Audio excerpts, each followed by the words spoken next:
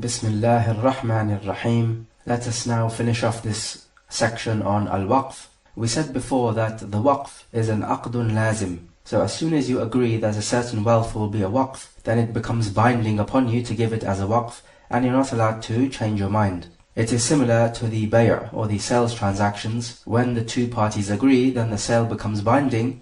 Except the difference is, with the sales transaction, we already spoke about the khiyarul majlis, which is as long as the two parties don't leave each other, they still have the option to annul the sales transaction, even after the agreement. But this khiyarul majlis is not present with the waqf. So after you give something as a waqf, meaning to say that you agree that a certain land of yours or a house, let's say, will be given as a waqf, as long as you do that, then you're not allowed to take it back. And unlike the sales transaction, there is no such concept as you being able to change your mind as long as you have not left the place in which you made the agreement, or perhaps you having a specified number of days within which to change your mind. There's no such concept like this. So we can say that the waqf is even stricter than the bay'. And herein lies another difference between the waqf and the wasiyah. Because with the wasiyah, it only becomes effective after your death, whereas the waqf becomes effective as soon as you agree to it. But also, the wasiyah is something which you can change your mind with. As long as you have not died, you can easily take back the wasiyah.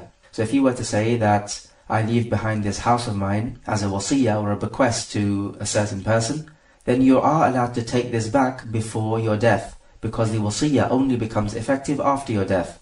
Whereas the same thing cannot be said about the waqf. Likewise, the waqf can be given to an inheritor, whereas a wasiyah cannot be given to an inheritor, unless the other inheritors agree.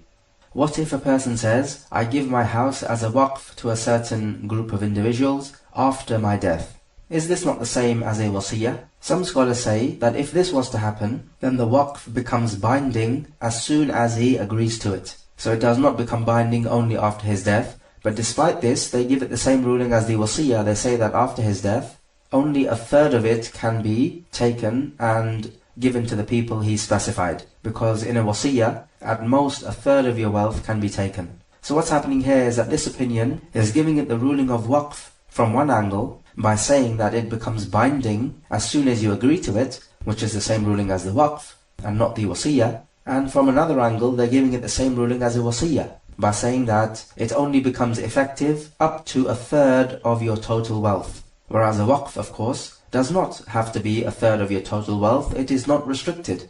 And clearly, this opinion is unsatisfactory. You cannot give one issue two different rulings. So we say what is correct in this issue is that if he was to say that I'm giving this wealth of mine as a waqf to a certain group of people or person after my death, then this takes the same ruling as a wasiyah. Meaning to say that he is allowed to change his mind before his death, and if he was to die, then we would not take out more than a third of his total wealth. So in other words, we would give it the same ruling as a wasiyah. That firstly, it is not binding, and he is allowed to change his mind before his death, and that he's not allowed to give this wealth to his inheritors because there's no wasiyah for an inheritor. And then also, after his death, we would not give more than a third of his total wealth. So if he was to, let's say, give his land as a waqf after his death, then if this land is worth more than a third of his wealth, then we are not allowed to give the whole land. Rather, we are not allowed to give more than a third of his total wealth as the wasiyah. What about this case now? A person gives a book as a waqf in a library for the students of knowledge, and a second person comes along and gives the same book as a waqf as well. Is the first person now allowed to give his book specifically to somebody else, because now we have the second book which is the same? The answer is no.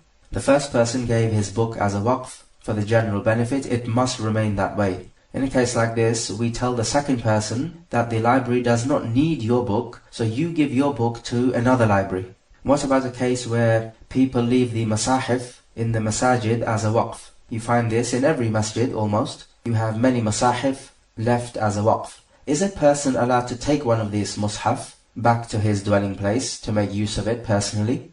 The answer is no, because this mushaf is for the general use, and you're not allowed to make it specific for yourself. And the same thing goes with any other book which is given as a waqf. You could find many other books of knowledge left as a waqf in the masajid.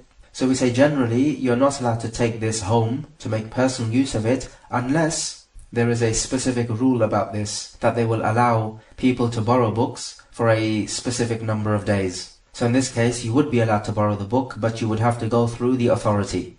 So we say that the waqf is lazim, so you're bound to it, and you're not allowed to annul it. Is this even the case where a person has debt to pay off, and he has given his wealth as a waqf, and his creditors are demanding the debt back? The correct opinion on this issue is that if this is the case, then a person is allowed to annul the waqf, because paying your debt back is wajib, and giving your wealth as a waqf is at most mustahab. So in a case like this, we give precedence to that which is wajib. This is certainly the case if he had these debts pending on him before he gave this item as a waqf. But what happens when he has given this item as a waqf, and then thereafter he contracts a debt which he has to pay off? Is he now allowed to take back this waqf in order to sell it and pay off his debts? There is a difference of opinion on this issue. One opinion says no, he's not, because now he has already given this item as a waqf, and then the debt came afterwards. So now he's not allowed to go back on the waqf. The other opinion, favoured by Shaykh al-Islam Ibn Taymiyyah, is yes, he's still allowed to annul the waqf, so that he can take back the wealth and sell it to pay off his debts. And to support this idea, he uses the analogy of the mudabbar. And this is the servant who is going to be free after his master's death. So his master says, you will be free after my death. This is the mudabbar. And the chapter for this is coming up. So Shaykh al-Islam says that the Prophet, in one narration, sold a mudabbar servant, and this is because the master had some debts to pay off. So the Prophet sold the mudabbar servant to raise money so that the master could pay off his debts.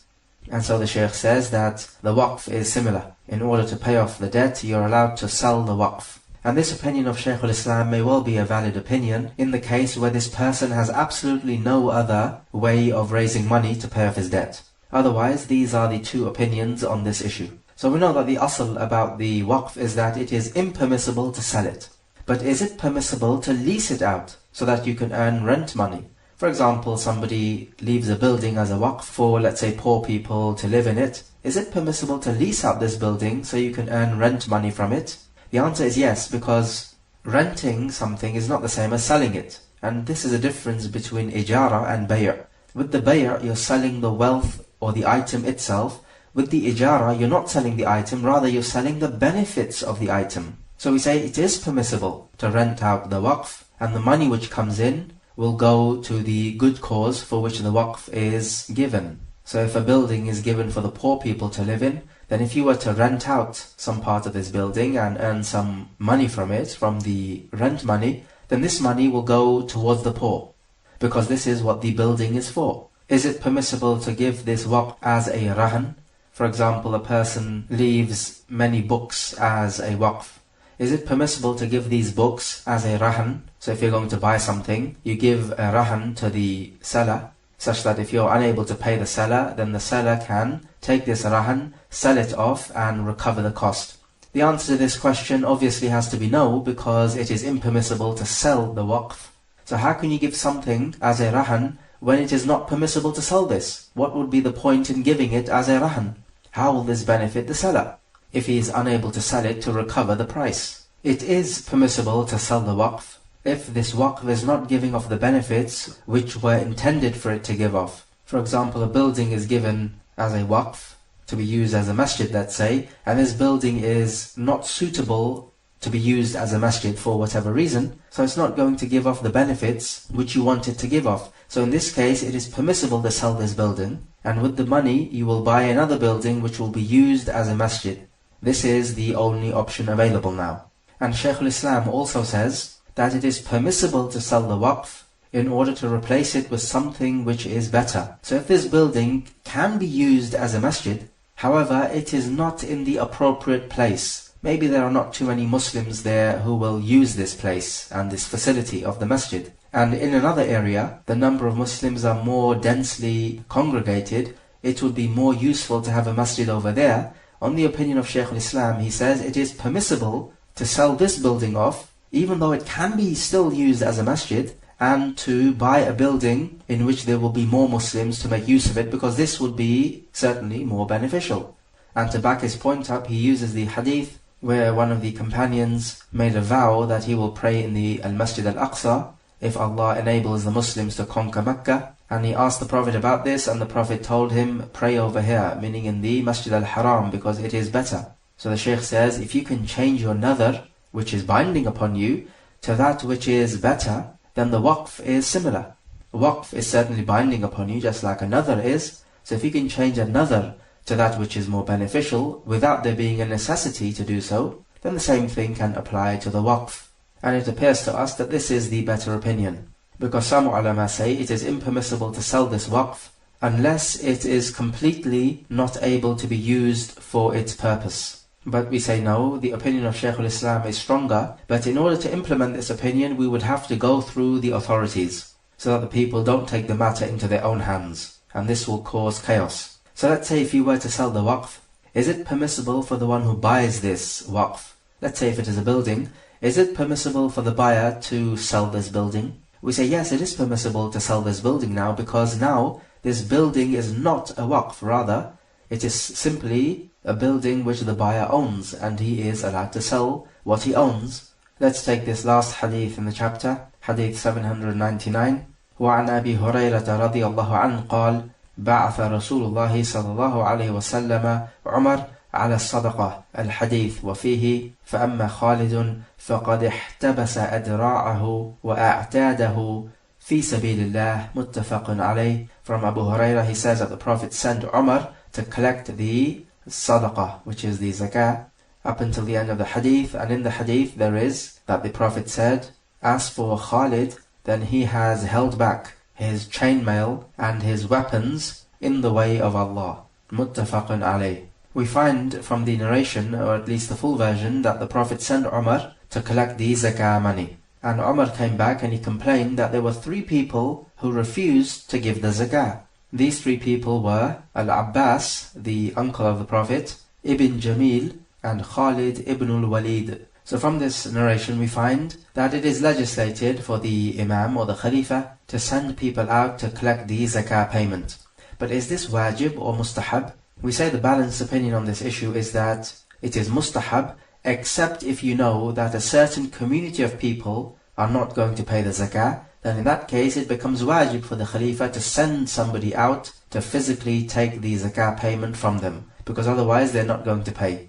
But as for normal cases where the Muslims can be trusted to pay the zakah, we say it is at most mustahab to send out the zakah collectors. And the Prophet sent Umar out. In this there is a virtue of Umar, in that the Prophet took him to be a trustworthy person and somebody who has the ability to perform the job. Otherwise you wouldn't just send out anyone to collect the zakah payment. And also we take that Umar was complaining to the Prophet about these 3 people, that they did not pay the zakah. So we take from this that it is permissible to complain to the authorities about someone who is not doing that which is wajib upon him to do, and that this is not classified as al-ghiba, because ghiba is when you do it without there being any valid shari'i reason. As for Ibn Jamil, who refused to pay the zakah, the Prophet said about him that his only excuse is that he used to be poor and then Allah enriched him. So it appears on the surface that the Prophet is defending him, but actually the Prophet is rebuking him. So this is a type of rebuke which on the surface looks like that you're defending the person, but actually you're rebuking him. This is similar to how Allah Jalla wa Ala says in Surah Al-Buruj, وَمَا نَقَمُوا مِنْهُمْ إِلَّا أَن يُؤْمِنُوا بِاللَّهِ الْعَزِيزِ الْحَمِيدِ. And these people, meaning the people of the trench, had no grudge against the Muslims, except that they, meaning the Muslims, believed in Allah the Azizul Hamid, the mighty, the praiseworthy. So in this ayah, Allah Jalla wa Ala is actually rebuking the people of the trench. But this rebuke appears in the form of a defense. So in the hadith, the Prophet is saying that Ibn Jamil used to be poor and Allah enriched him. And this is his excuse for not paying the zakah. But in reality, of course, this is no excuse at all. Because if you were poor and Allah enriched you, then the minimum you can do is to show your thanks to Allah by giving the zakah, not by withholding it. This is not shukr or being grateful for the ni'mah of Allah. Rather, this is kufr of the ni'mah of Allah, being ungrateful. But the hadith does not say what the Prophet did next. So is it the case that Ibn Jamil was a munafiq, so the Prophet would not take the zakah from him? Or if he was not a munafiq and he was a Muslim, then the Prophet would have needed to take this zakah money by force. Remember in the book of zakah, We took the hadith that whenever somebody denies the zakah, the Prophet is saying we would take the zakah and half his wealth as a firm punishment from Allah. So clearly this is a ta'zir on his wealth. As for Al-Abbas, the Prophet said that Al-Abbas would have to pay double the amount. And this is because Al-Abbas is the relative of the Prophet.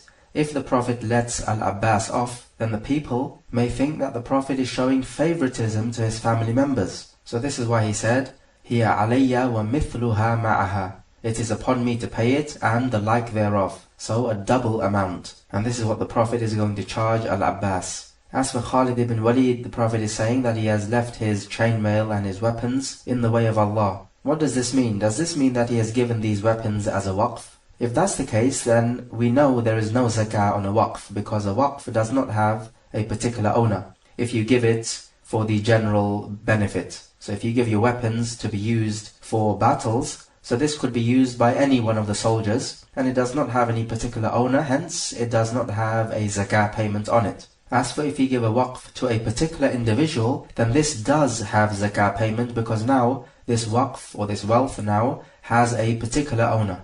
And even if you give a waqf to, let's say, 2 people, then even this has zakah. As long as the share of each person reaches the nisab, they would have to give the zakah. For example, if you gave 80 sheep to 2 people, they would share 40 sheep each, then this reaches the nisab. So they would have to give the zakah. As for if there is no specific owner, then there is no zakah on this wealth. And if it's the case that Khalid ibn Walid gave his weapons as a waqf, then we can say that it is permissible to give those movable objects as a waqf. Because some scholars may say it is only the buildings or the land which can be given as a waqf, not the movable objects, like books. But we say no, movable objects like books and weapons and animals can be given as a waqf. Then Al-Hafiz says, Babul Hiba, the chapter of a gift. When you voluntarily give away some of your wealth, in Arabic this can take different names. So if you voluntarily give away some of your wealth seeking the reward of the hereafter, then this is called a sadaqah. If you give away some of your wealth to somebody else voluntarily in order to show your love and affection to that person, then this is called a hadiyah, translated to a gift. And if you give away some of your wealth voluntarily during an illness in which death is feared, then this gift is called an atiyah. And if you give away some part of your wealth voluntarily seeking to benefit another person, then this is called a hibah. Giving away a gift voluntarily which will take place after your death is a wasiyah. So when you give away a gift, you're not actually expecting anything in return. However, there is a type of gift which you give in which you are expecting somebody to give you something back in return. And this normally happens when a poor person gives a gift and he wants something in return. Or somebody could give a gift and he wants the recipient of his gift to give back more than what he gave. And this is something which Allah Jalla wa Ala forbids. He says, وَلَا تَمْنُن تَسْتَكْثِرْ, and do not give a gift seeking to gain back more. So whereas this action should not be done because of this ayah, if somebody does do it, then this takes the ruling of a bay' or a sales transaction. Because then we have a situation of exchange of wealth for wealth. And this is the definition of a sales transaction as we have discussed before. Is it permissible to give a gift which is unknown? The answer to this question is yes, it is. Because giving a gift is not the same as a trade transaction. Of course, in a trade transaction, what you are trading must be known. Because if it is not known, then this falls under gambling. Because here, we are going to have somebody who gains at the other's expense. For example, somebody's camel has run away. If you sell this camel, then you're likely to sell it for less because it has run away. So if the buyer receives this camel, then he would have bought this camel for a far less a price than what he should be buying it for, in which case he would be gaining at the expense of the seller. If the buyer does not receive this camel, then that means he has given money and not received anything in return, so he has lost at the gain of the seller. So we can see that this is a gambling situation where one person gains at the expense of the other, whereas in a trade transaction, both parties gain, but not at the expense of the other. However, giving a gift is not the same as a sales transaction. You are allowed to give a gift which is unknown, because the recipient is not paying anything for this gift. So if this person receives this gift which is unknown, then he certainly gains. But if he does not receive the gift, because it is unknown, then he does not make a loss, because he is not giving anything back in return. The agreement to give a gift can be verbal, so a person says, I'm giving you this gift, or it could be non-verbal. For example, person A sends his sheep to person B, and he does not speak a word. And it is understood between them, because they're both friends, that this is a gift which person A is giving to person B, so we say this takes the ruling of a gift. And somebody might do this, meaning give a gift without actually mentioning that I'm giving you a gift, because he fears that this may be a minnah. And a minnah is when you remind somebody of the favors you have given him. So if he was to say, I'm giving you this as a gift, then the other might take this to be a minnah. So person B might think that, look, person A is reminding me of the favors that he is giving me. And person A does not want person B to think this way, so he would simply just give him a gift without saying anything. So we say either way, it both takes the ruling as a hiba, or a gift. A crucial difference between a gift and a sales transaction is that the sales transaction becomes binding as soon as you agree to it. So you don't have to exchange the wealth physically. As long as you agree to the contract, it becomes binding. Whereas with a gift, it becomes binding when it physically changes hand. So when we have a physical transfer of ownership, so when person A physically gives the gift to person B, then we say person B owns this wealth, and person A is not allowed to take it back. However, we say that if you promise somebody to give him a gift, then according to the correct opinion, it is not permissible for you to break this promise. So it is not permissible for you to go back on your word, because if you do this, then this is one of the signs of the munafiqeen, as the Prophet told us that the signs of the munafiqeen are that when he speaks, he lies, when he promises, he breaks the promise, and when he is entrusted, he proves treacherous. So according to the correct opinion, you are not allowed to go back on your word. So if you promise somebody that you're going to give him a gift, then it is obligatory upon you to go ahead with it, unless there is some sort of necessity by which you cannot give him the gift. Because the point is, you do not want to be guilty of breaking your promise and hence resembling the munafiqeen. This is clearly haram. It is not permissible to resemble those people whom Allah says will be in the lowest depths of Jahannam. So once the item changes hand, you are not allowed to go back on it. And this differs from a trade, because in a trade contract, if you agree to the contract or the item exchanges hand, then as long as you are together and have not left each other, you are allowed to annul the transaction. It is only when you depart from each other that the trade becomes binding. And this is the khiyarul majlis which we spoke about. And the reason for this is because once you agree to the trade or the item changes hands, then it could be that the buyer regrets buying this and he wants to annul the trade. So the Sharia gives him this respite. So it tells him that as long as you are together, you do have the option of annulling the trade transaction. Because the point is now that the buyer has given money in return for this item. So now if he does not want the item, then clearly he's going to lose out on his money. And the Sharia does not want people regretting what they bought. So you can see here that the Sharia does provide this window of opportunity to annul the trade transaction. But with a gift though, it's not the same thing. When it exchanges hands, it becomes binding and the possession is transferred. And generally speaking, it is not permissible for you to take back the gift which you have given, because this is from the bad character. And a bad character is not fitting for a Muslim, and the hadith for this is coming up. We say if person A tells person B that I'm giving you this book, let's say, as a gift, is person B allowed to take this book without the permission of person A, on the grounds that person A has already said that I'm giving you this book as a gift? We say no. If person B wants to physically take the book, then he has to seek permission of person A first, even if person A has said that I'm giving you this book. Because it could be that before person A physically gives the book to person B, he might change his mind. So for this reason, we say that person B must seek permission from person A before physically taking this book. Yes, in a case where if person A lends his book to person B, and of course person B has to give this book back, but after a couple of days person A says, you know what, I'll give you this book as a gift. The point is that the book is already in the hand of person B, so in a case like this now, person B does not need the permission of person A to physically take the book, because he already has the book physically with him. So notice the difference. What if person A says to person B that I'm going to give you a gift, let's say this book, but person A dies before physically handing the book over to person B? In a case like this, we say that the inheritors of person A can go ahead with this gift, or if they want, they can deny person B this book. Because remember, the wealth of person A is transferred to the inheritors. So they now decide whether to go ahead with this gift or whether to deny person B this gift.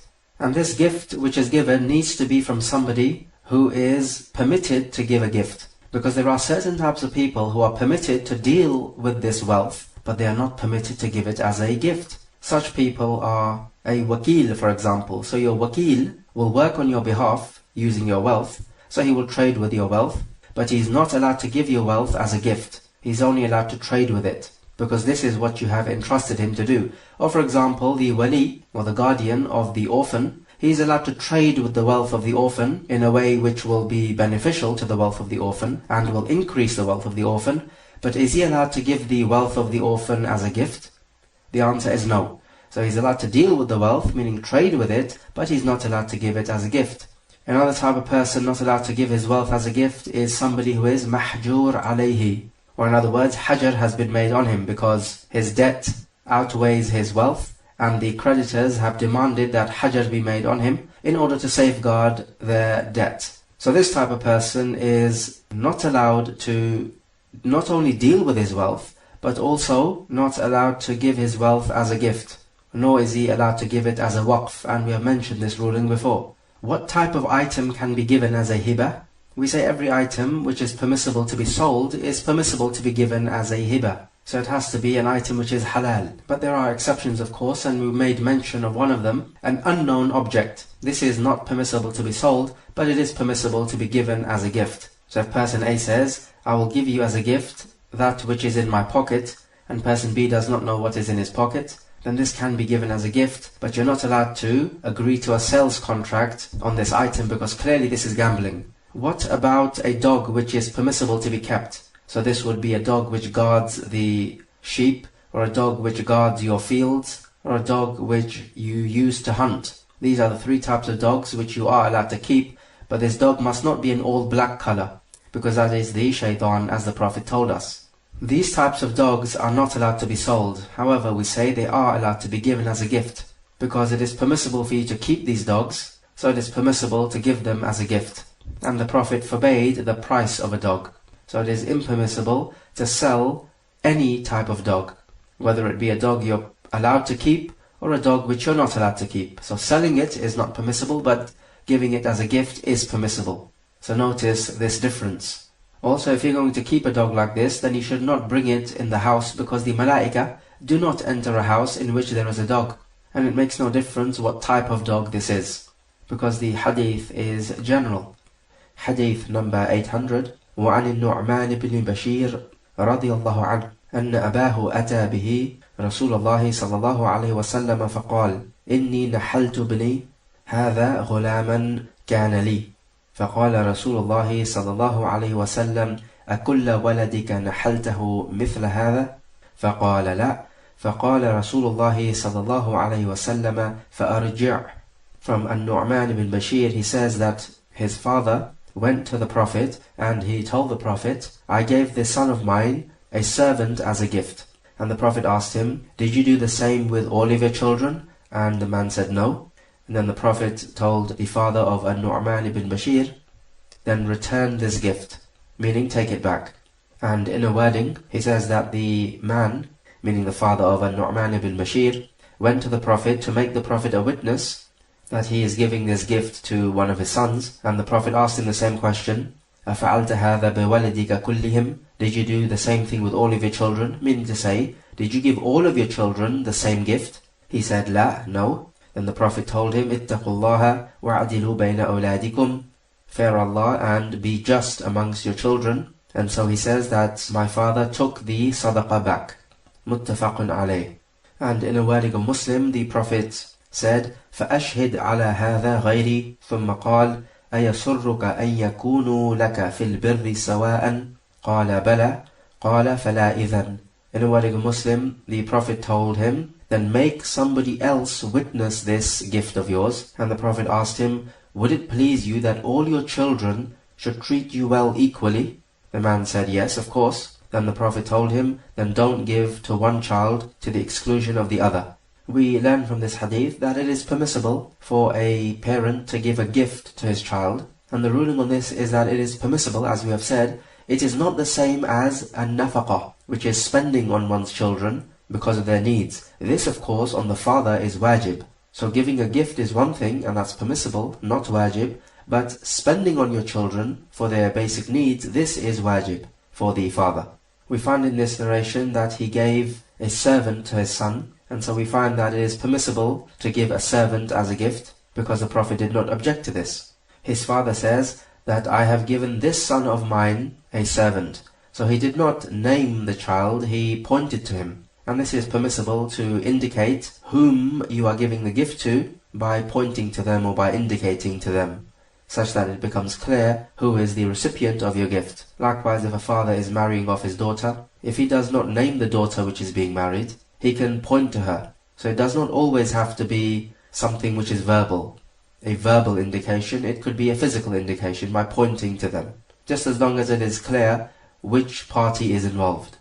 We find here a question from the Prophet which appears to be a strange question. So the man has told the Prophet that I have given a servant to this son of mine, and clearly he wants the Prophet to witness this gift. But the Prophet then asks him, have you done this with all of your children?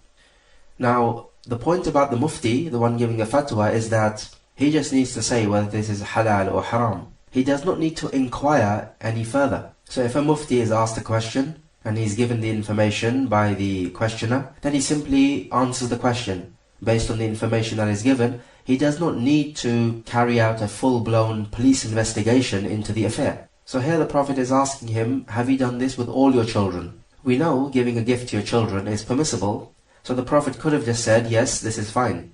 But he asked him, have you done this with all of your other children? So we say the reason why the Prophet asked this question is because the Prophet would have had a strong indication that this person has many other children, and it is most likely that he did not give every other child of his a servant. So he did not treat his children equally in this sense. This is why the Prophet had to clear up this issue, because he had a strong indication that this man was not being just amongst his children.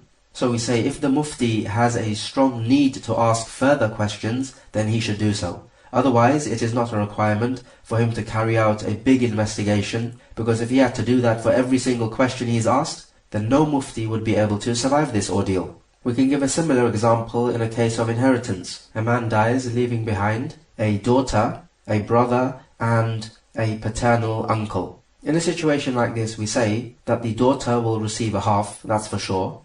But who does the rest of the money go to? It appears to us that the rest of the money will go to the brother, and that the uncle will receive nothing. However, in this case, the mufti does need to ask, this brother of the deceased, is he a full brother or a half brother? If the answer is that he is a full brother, or that he is a half brother from the father's side, then the brother receives the rest, and the paternal uncle receives nothing. However, if this brother is a half brother from the mother's side, then in a situation like this, the daughter will block off all the half siblings from the mother's side. So in a case like this now, the paternal uncle, if he is a full paternal uncle, will receive the rest of the inheritance after the daughter. So you can see it makes a massive difference. So in a case like this, the mufti has a pressing need to inquire further. So we find because this man did not treat his children with justice, so equally in this case, the Prophet did not want to witness this gift. So he said, make somebody else witness this. It does not mean go out there and make somebody else witness this. Of course, by the context we know that the Prophet is rebuking him. He's saying, I am certainly not going to witness this, and I am free from this action of yours. In other words, it is not halal. And Allah says in the Quran, وَالَّذِينَ لَا يَشْهَدُونَ الزُّورِ, and those people who do not even witness az-zur. Az-zur is anything which deviates from the right path, from statements or actions or belief. And this action which he performed was not in accordance with the Sharia, hence it was deviated from the right path. But here comes a vital question. Do you have to give a gift equally amongst your children, or do you have to give it in accordance with the inheritance, so the sons will receive twice as much as the daughters? There's a difference of opinion on this issue. Some scholars take what is apparent from this hadith and they say, sons and daughters must be treated equally when you are giving a gift. And it is not the same as inheritance, in which it is clear that the son receives twice as much as the daughter. Because we can see from the narration here that the Prophet asked him, أَفَعَلْتَ هَذَا بِوَلَدِكَ كُلِّهِمْ? Did you do the same thing with all of your children? And so waladik, your children, includes both males and females, as is well known in the language of the Arab. And likewise, there is a clear difference between giving a gift and the inheritance. Giving a gift is merely optional for the father, and he's also allowed to take it back, whereas he obviously cannot take back the inheritance because he's dead. And likewise, the share of the inheritance is obligatory. It cannot be fiddled with. And if we say that we have to follow the same rules of inheritance, then if you're giving a gift to your parents, let's say, do you still have to give it in the ratio 2:1 to the father?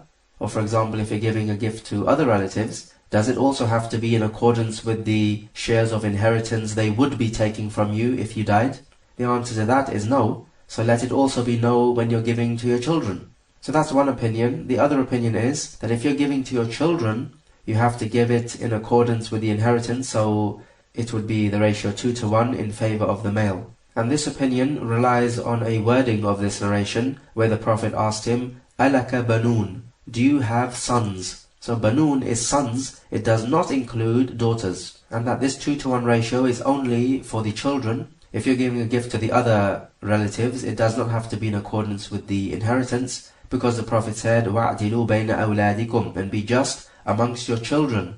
He did not mention any other family relative. And also from the narration we find that the intention for the father is that the children should be equal in their birr, or their good treatment of the parent, because the Prophet said, أَيَسُرُّكَ أَن يَكُونُوا لَكَ فِي الْبِرِّ سَوَاءً? Will it make you happy that they should all treat you well equally? So what is intended is that the children should have birr of their parents, which is treating them well. So they say that this ruling of giving a gift in the ratio of the inheritance is specific to the children, not to the other family relatives. They also say that the Prophet says, وَاعْدِلُوا بَيْنَ أَوْلَادِكُمْ, be just amongst your children. They would say that the most just of all is Allah Jalla wa Ala, and He has said that the son receives twice as much as the daughter. So this ratio of 2:1 is justice. Clearly it's not equality, but then equality and justice are not the same thing. Justice is when you give someone what he deserves, and this may not be equal to the other person. So for you to give a gift in the ratio 2:1 is being just amongst your children. But if you did that, would this not mean that your children would not be equal to you in their birr? They say no, because if the daughter knows that the father is obeying the law of Allah Jalla wa Ala in giving the gift in the ratio 2:1, then this will not cause any ill feeling in the daughter, because the daughter now knows that the father is following the way of Allah Jalla wa Ala and following the justice of Allah. So that's the difference of opinion. It really revolves around the Prophet saying, وَاعْدِلُوا بَيْنَ أَوْلَادِكُمْ, and be just amongst your children. What is justice in this case? Is it treating them equally, or is it treating them unequally but in accordance with the inheritance? That's the question. And also, where the Prophet says, أَفَعَلْتَ ذَلِكَ بِوَلَدِكَ كُلِّهِمْ, did you do that with all of your children? So this would imply that you have to treat them equally. Now if we say walad means sons and daughters, then we would go with the first opinion. But if we take the other wording of this narration, where the Prophet asked him, do you have sons? Then that opinion, upon that wording, would make a specification. They would say that this is specific to the sons, to treat them equally. As for sons and daughters, then the ratio would be 2:1. But then you might argue back by saying, when you have a wording which mentions something specific, but the ruling is the same as the general wording, then this does not denote takhsis, as is well known in usul al-fiqh. So for example, if the Prophet says that the earth is purifying, you can make tayammum from the earth. Another wording says that the dust of the earth is purifying, so you can make tayammum from the dust of the earth. Does this now mean you can only make tayammum from the dust of the earth? The answer is no. Just because specifically the dust has been mentioned, does not mean that this is a takhsis, or a specification that only dust can be used for tayammum. However, it needs to be noted in this case that giving a gift or a hiba is not the same as a nafaqah, which is spending. So let's say, for example, that you have one son who is a student of knowledge and he needs money because he cannot work as he is studying. And you have another son who is not a student of knowledge because he's younger, so he's not going to school. Obviously, you'll have to spend on the student of knowledge more because he has more needs, and you'll have to spend less on the younger child. So clearly in this case, you're spending unequally on them. But this you're allowed to do because you have to spend on them in accordance with their needs. But as for giving a gift, which is when you go over and above the spending duty, then you have to be just in this. Let's say you have a son and he needs some shoes. That costs £15. But you also have a daughter, she wants some earrings, and these cost £50. So clearly, if you were to give them what they want, which is something you must do because this is a need which they have, then you will not be spending equally. In fact, here you would be spending more on the daughter than on the son. Is this justice? The answer is yes, this is justice. But is it equality? The answer is no, it's not equality. So justice and equality are not the same thing. Justice is when you give someone what they deserve, and that's not the same as equality. And the deen of al-Islam is a deen of justice, it is not a deen of equality. But what about this situation? One child is older and has reached the age of marriage, and the other child is younger, has not reached the age of marriage, and the father spends on the older child so he can be married. Is this permissible because he has not done the same thing for the younger child?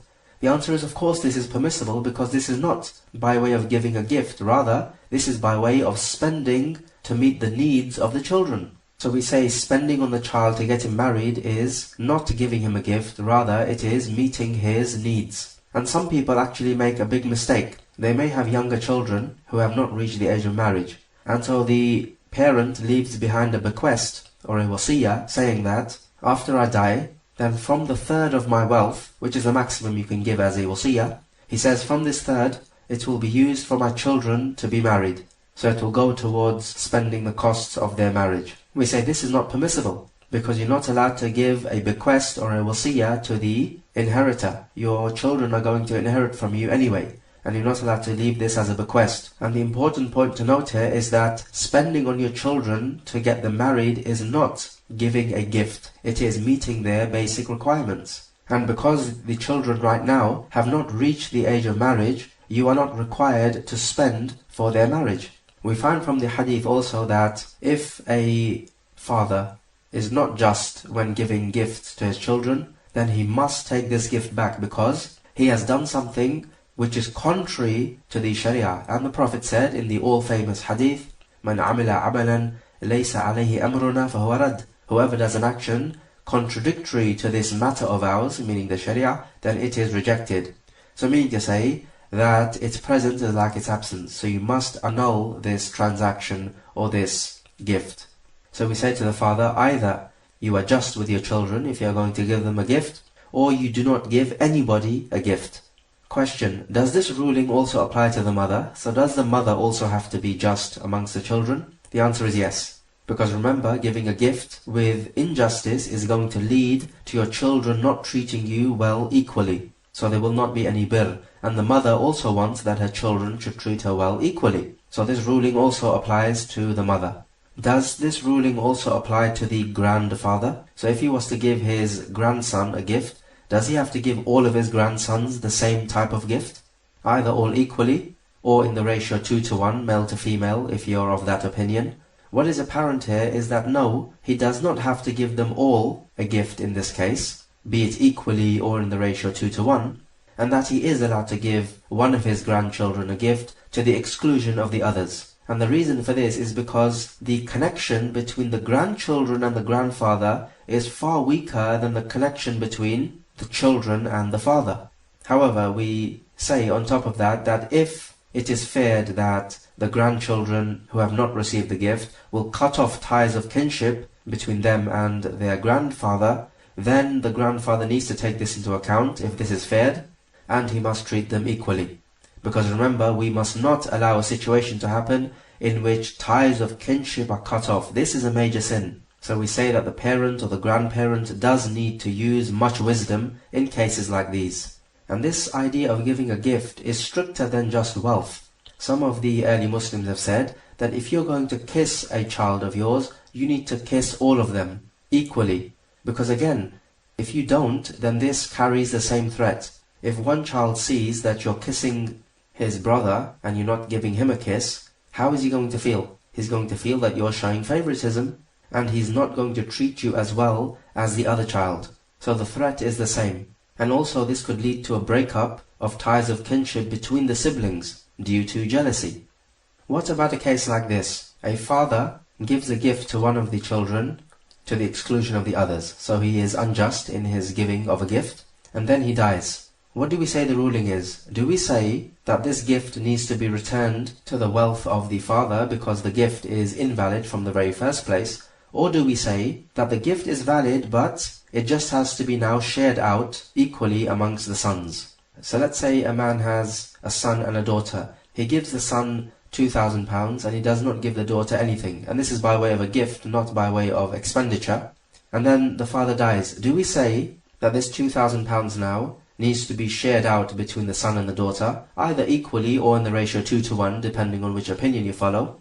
Or do we say that this £2,000 returns back to the wealth of the father, and then it is redistributed as inheritance? And there is a difference in this case, because during the time between him giving the gift to his son and him dying, if there is any increase in this gift, if we say that this gift is valid, then the increase of the gift will go to the recipient of this gift. If we say that this gift is invalid, then any increase from this gift will also return back to the wealth of the father and then redistributed as inheritance. So for example, if a father gives one of his sons a sheep, then after 1 month the father dies. But during this 1 month the sheep gives birth to offspring.